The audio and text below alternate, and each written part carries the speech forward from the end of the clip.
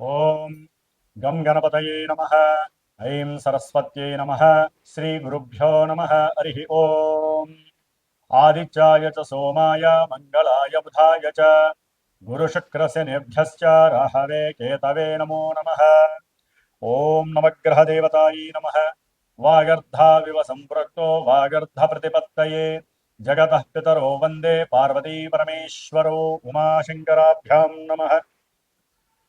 వీక్షిస్తున్నటువంటి ప్రేక్షకులందరికీ కూడా సూర్యనారాయణుడి యొక్క అనుగ్రహముతో ఆయురారోగ్యములు అష్టైశ్వర్యములు కలగాలని, అలాగే మనకి ఈ ఫిబ్రవరి మాసంలో 13వ తేదీ నుండి కూడా మార్చి 14వ తేదీ వరకు సూర్యుడు మకర రాశిలోంచి కుంభరాశిలోకి తన యొక్క సంచారాన్ని సంక్రమణం ద్వారా ప్రవేశించబోతున్నాడు.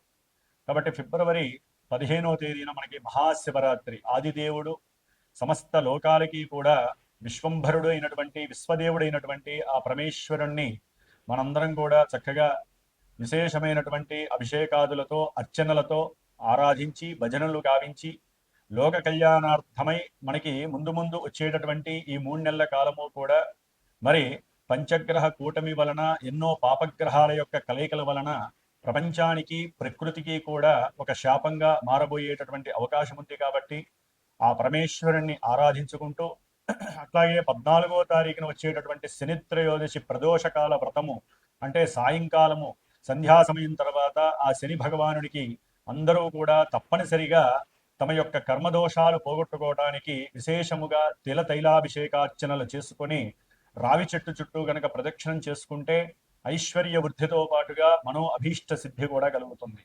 ముఖ్యంగా మనకి ఈ ఫిబ్రవరి మాసంలో సూర్య సంక్రమణంతో పాటుగా ఇప్పటికే రాహువు కుంభరాశిలో తిష్ట వేసుకొని అది శని ఇంట్లో మరి వ్యాపారానికి బుద్ధికి నరాలకి తెలివితేటలకి మనం మాట్లాడే ప్రతి మాటకి సంభాషణలకి కూడా బంధుమిత్రాదులతో కలయికతో పాటుగా అన్ని రకాలైనటువంటి యాక్టివిటీస్కి శరీరం అసలు చేతనత్వంగా ఉండాలంటే బుధగ్రహము మరి విశేషమైనటువంటి ఫలిత రూపకంగా మనకు ఉండాలి. మరి ఆయన ఆల్రెడీ ఫిబ్రవరి 3వ తేదీన రాహుతో కలిసి కుంభరాశిలో ప్రవేశం జరిగింది. ఫిబ్రవరి 6వ తేదీన మరి అష్టైశ్వర్యాలకి ఎంతోమంది వ్యాపారస్తులు, ముఖ్యంగా జ్యువెలరీ వ్యాపారం చేసేవాళ్ళు, దాని రిలేటెడ్ ఏదైనా సరే, అది గిల్ట్ నగలు కావచ్చు, వస్త్రాలకి సంబంధించినటువంటి పెద్ద పెద్ద బిజినెస్లు, చిన్న చిన్న వాళ్ళు కావచ్చు, అట్లాగే సుగంధ ద్రవ్యాలని అమ్మేటటువంటి వాళ్ళు, వ్యాపారస్తులు, ముఖ్యంగా ఫైనాన్స్ బిజినెస్ చేసేటటువంటి వాళ్ళు, మ్యారేజ్ బ్రోకరిజం చేసేటటువంటి వాళ్ళు, అంటే మధ్యవర్తిత్వం చేస్తూ ఉంటారు, అలాంటి మ్యారేజ్ సంబంధించినటువంటి వ్యాపారస్తులు కానివ్వండి, అట్లాగే భార్యాభర్తలకి సంబంధించినటువంటి సత్సంతాన యోగానికి కారకుడైనటువంటి వీర్యకారకుడైనటువంటి శుక్ర భగవానుడు కూడా మరి రాహుతో కలిసి 6వ తారీఖు నుంచి కూడా ఈ నెలాఖరంతా అక్కడే ఉంటాడు. అట్లాగే ఇప్పుడు అసలైనటువంటి గ్రహము కుజగ్రహము. ఇది ఫిబ్రవరి 23వ తేదీ నుండి కూడా దాదాపుగా ఏప్రిల్ 2వ తేదీ వరకు కూడా కుంభరాశిలోనే ఈ గ్రహాలన్నిటితో సంచారం చేస్తూ కుజుడు రాహువు కలవటం ఒక రకంగా కూడా మంగళయోగం అయినప్పటికీ కూడా, కుజరాహుల యోగం అయినప్పటికీ కూడా, సింహంలో ఉన్నటువంటి కేతువు, ఈ యొక్క కుజరాహు కేతువుల యొక్క సంయోగము శని ఇంట్లో జరగడం ద్వారా ఎన్నో బీభత్సకరమైనటువంటి సమస్యలు అనుభవించేటటువంటి పరిస్థితులు మనకు కలగచ్చు అని శాస్త్రం తెలియజేస్తోంది.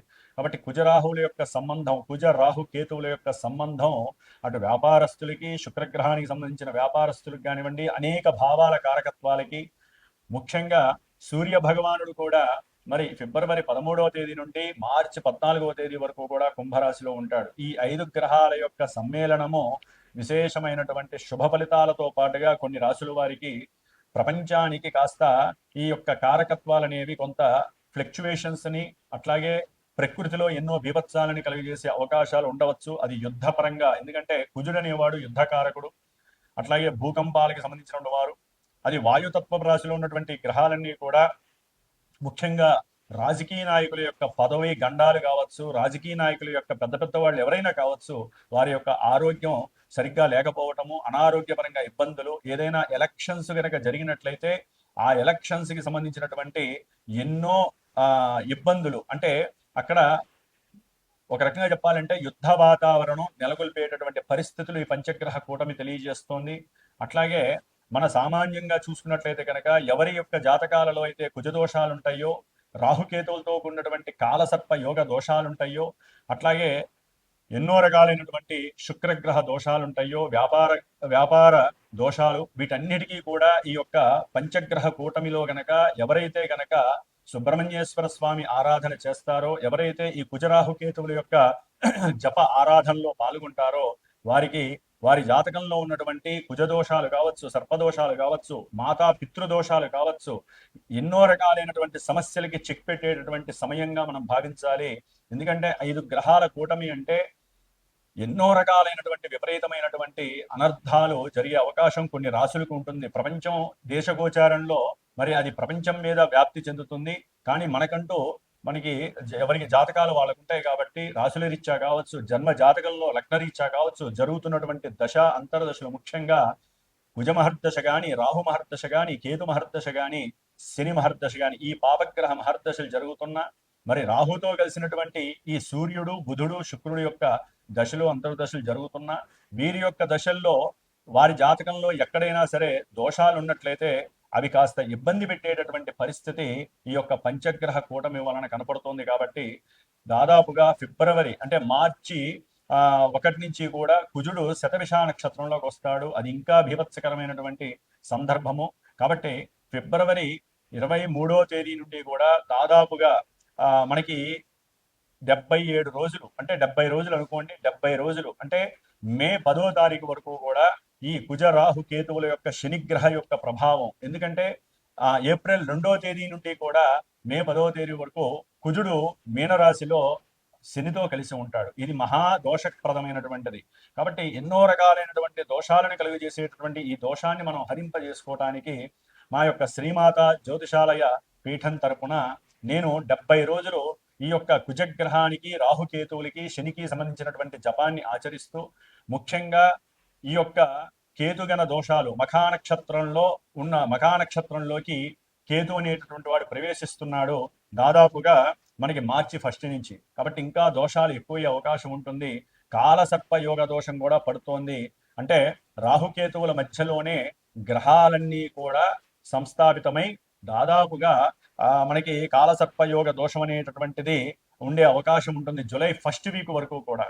కాబట్టి ఈ యొక్క 70 రోజులు కూడా నా యొక్క పీఠంలో, నా యొక్క ఆధ్వర్యంలో, నాచే చేయబడుతూ, ముఖ్యంగా ఈ యొక్క సుబ్రహ్మణ్య ఆరాధన విశేషంగా జరిపి, మధ్యలో మార్చి 1 వీక్ తర్వాత అంటే ఏప్రిల్ సమయంలో నేను అష్టవినాయక దర్శనం, పూణేలో ఉన్నటువంటి అష్టవినాయకుల యొక్క దర్శనము, అట్లాగే సుబ్రహ్మణ్యేశ్వర స్వామికి సంబంధించినటువంటి దైవ తీర్థాలని కూడా సంచరించి, మధ్యలో 1-2 సార్లు సుబ్రహ్మణ్య పాశుపత హోమాలని సంతానం కలక్కపోయినా వారి గురించి కావచ్చు, వివాహం కానిటువంటి వారికి, వివాహమై దాంపత్య అనుకూలత సరిగ్గా లేనటువంటి వారికి, మతిస్థిమితం సరిగ్గా లేనటువంటి వారికి, వ్యాపారంలో నష్టాలు అనుభవిస్తున్నటువంటి వారికి, అట్లాగే ఎవరికైతే జన్మజాతకంలో ఎంత కష్టపడ్డా కూడా 10 రూపాయలు దాచుకోలేని పరిస్థితి, సంపాదించలేని పరిస్థితి ఉన్నటువంటి వారు కావచ్చు, ముఖ్యంగా సంతానహీనత, గర్భవిచ్ఛిన్న దోషాలు కలిగేటటువంటి వాళ్ళు, జన్మజాతకంలో ఉన్నటువంటి కుజరాహు కేతువుల యొక్క దోషాలు ఉన్నటువంటి వాళ్ళు తప్పకుండా సంప్రదించండి. మరి ఈ యొక్క కార్యక్రమానికి 70 రోజుల యొక్క కార్యక్రమానికి డైరెక్ట్గా నాకు ఫోన్ చేసినట్లయితే కనుక దానికి సంబంధించినటువంటి నియమాలు ఏ విధంగా ఆచరించాలి, మీరు ఏ విధమైనటువంటి మంత్రాలు, అర్చనలు ఈ 70 రోజులు చేసుకుంటే కొన్ని రాసుల వారికి ఆ యొక్క అవయోగాలు తొలగిపోయి యోగాలు కలుగుతాయో నేనే డైరెక్ట్గా మీకు తెలియజేస్తాను. అట్లాగే జాతక పర్యవేక్షణ ద్వారా కూడా ఎన్నో విషయాలు మీరు తెలుసుకోవచ్చు. ముఖ్యంగా ద్వాదశ రాశుల్లో మేషాది రాశి నుంచి మీనరాశి పర్యంతం కూడా మనకి ఈ 12 రాశులలో ఈ యొక్క గ్రహస్థితుల యొక్క పంచగ్రహ కూటమి ప్రభావం ఏ విధంగా ఉంటుందో తెలుసుకునేటటువంటి విషయంలోకి వెళుతూ, ఓం తత్పురుషాయ విద్మహే మహాసేనాయ ధీమహి తన్నషణ్ముఖ ప్రచోదయాతు. శ్రీ వల్లీ దేవసేనా సమేత శ్రీ సుబ్రహ్మణ్యేశ్వర అనుగ్రహ సిద్ధిరస్తు. మిథున రాశి వారికి ఫిబ్రవరి 13వ తేదీ నుండి మార్చి 14వ తేదీ వరకు కూడా సూర్యగ్రహ సంచారము కుంభరాశిలో రాహువుతో సంచరిస్తూ, అదే విధముగా వీరి యొక్క జన్మ రాశ్యాధిపతి, చతుర్థాధిపతి అయినటువంటి బుధుడు కూడా అదే రాశిలో 9వ భాగ్యస్థానంలో ఉండటం, అలాగే శుక్రుడు వీరికి పంచమ వ్యయాధిపతి అయినటువంటి శుక్రుడు భాగ్యంలో ఉండటం చాలా విశేషప్రదము. షష్ఠమ లాభాధిపతి అయినటువంటి కుజగ్రహము మరి ఈయన 9లో ఉండటం, ఇవన్నీ కూడా 5 గ్రహాలు కూడా పంచగ్రహ కూటమిలాగా ఈ యొక్క మిథున రాశి వారికి ఒక్క శుక్రగ్రహం మినహా మిగతా 4 గ్రహాలు కూడా వీరిని అష్ట కష్టాలు పెట్టేటటువంటి పరిస్థితులను కలుగజేస్తున్నాయి.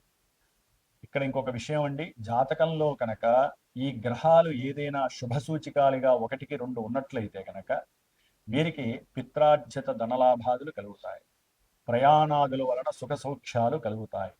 అట్లాగే పూర్వజన్మలో చేసుకున్నటువంటి పుణ్యఫలమంతా కూడా వీరికి సంప్రాప్తిస్తుంది జాతకంలో యోగించే పరిస్థితి ఉంటే.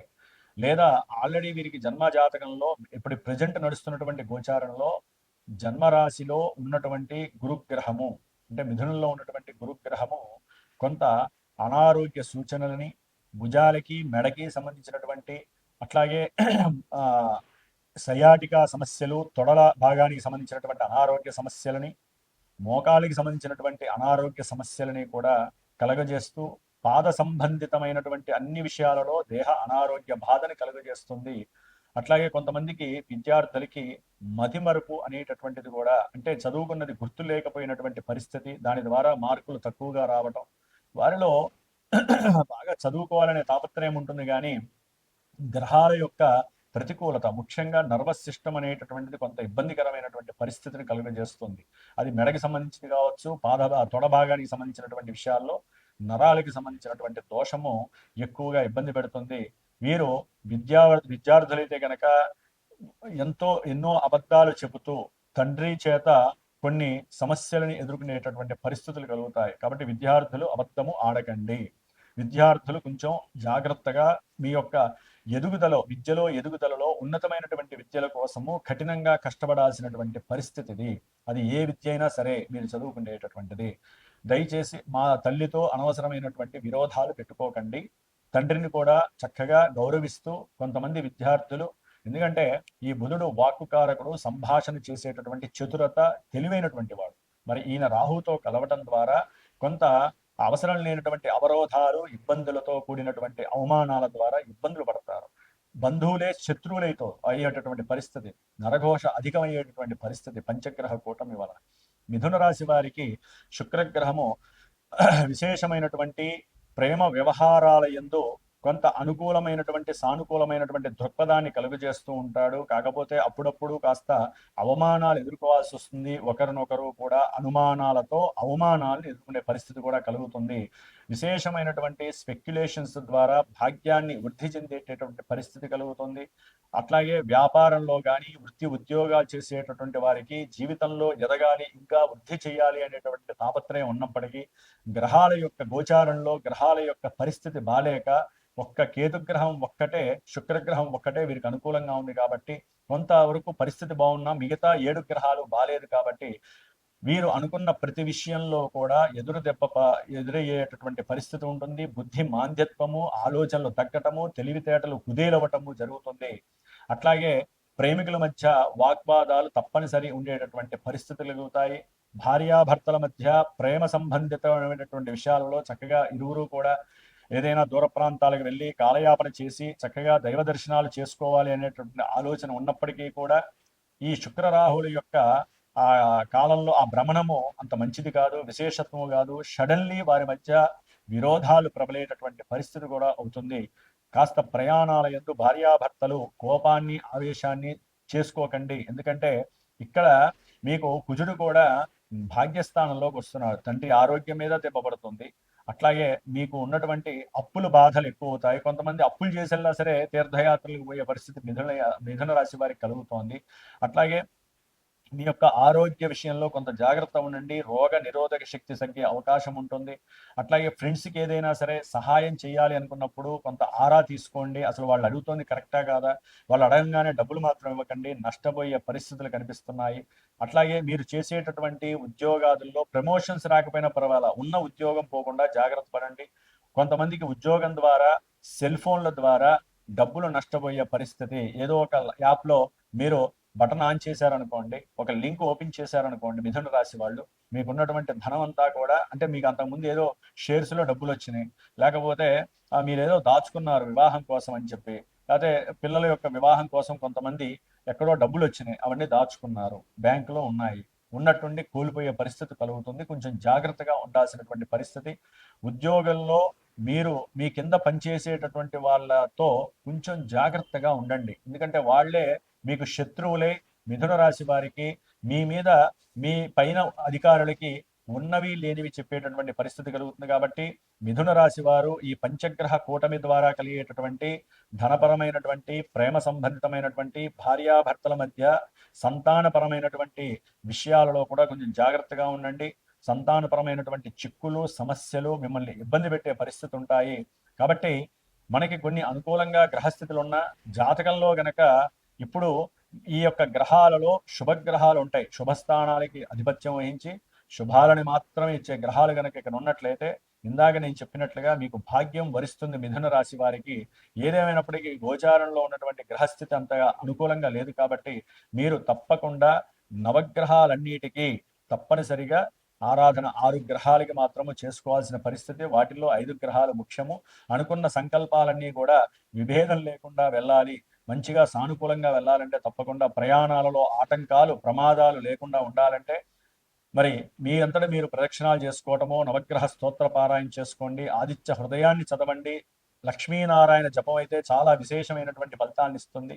లేదా పీఠం ద్వారా చేసేటటువంటి 70 రోజుల యొక్క ఈ సుబ్రహ్మణ్య ఆరాధన మీకు మీకున్నటువంటి ఎన్నో అప్పుల్ని తీర్చేసేటువంటి పరిస్థితి కూడా ఈ మంత్ర ప్రభావం చాలా ఉపయోగపడుతుంది. భార్యాభర్తల మధ్య సంతాన విషయంలో ఏదైనా సమస్యలుంటే అవి కూడా తొలగిపోతాయి. ప్రేమికులు ఒకరికొకరు అర్థం చేసుకునే పరిస్థితి కలుగుతుంది.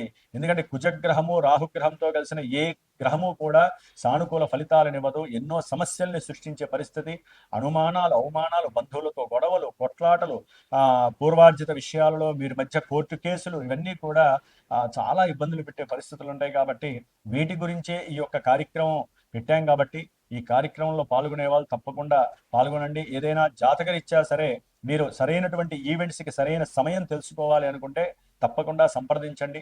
ఏదేమైనప్పటికీ కూడా మిథున రాశి వాళ్ళు నిత్యము కూడా ఈ నెల రోజులు విష్ణు సహస్రనామం చేయండి. అనుకున్న సంకల్ప సిద్ధి నెరవేరుతుంది.